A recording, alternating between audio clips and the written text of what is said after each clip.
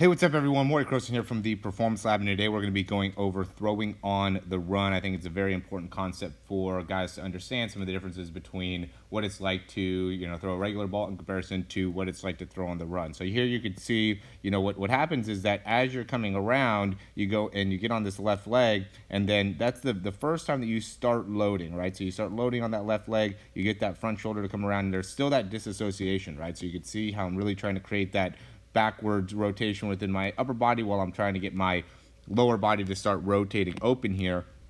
And then what happens is that you actually land on your right leg. I'm a right-handed thrower, so I land on my right leg when I'm throwing. If you're left-handed, you would land on your left leg. When you're throwing the ball regular, your left leg, it would be your front leg if you were a right-handed thrower, or your right leg would be your front leg if you're a left-handed thrower. Here it's going to be the opposite, right? So right-hand thrower, right leg up and out in front as I'm going in loading. And then from here, there's a lot of just similarities where you're trying to really focus on driving your elbow through. You do want to get a little bit more vertical. You can see as I'm pushing off the ground here, I'm pushing upwards in my legs. So I'm pushing, downward into the ground to get my body to go more upwards as I'm actually releasing the football. When you actually release, it's going to be a similar motion. You just want to make sure that as you're throwing, you want to be going towards your target. You don't want to be throwing the ball here and getting yourself away from the actual target, right? So you can see here I'm going around and making sure I get my right leg through, and then really driving that elbow all the way forward. And then when I finish and I'm actually throwing, I have my momentum actually going towards the target while I'm throwing,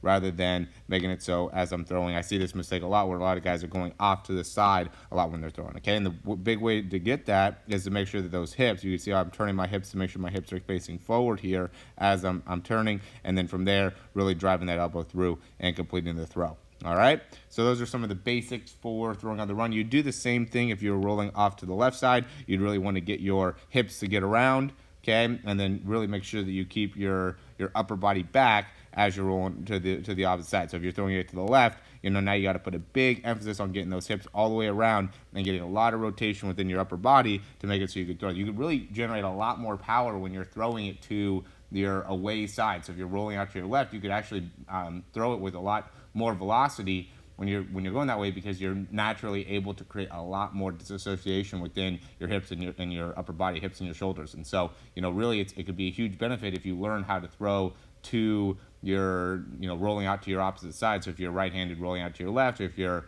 left-handed, rolling out to your right, because you could really figure out how to create a lot of force. Just make sure when you're throwing it to, throwing it on the run, that when you're releasing the ball and following the throw as you're actually releasing it. Don't release it and then come off to the side. All right?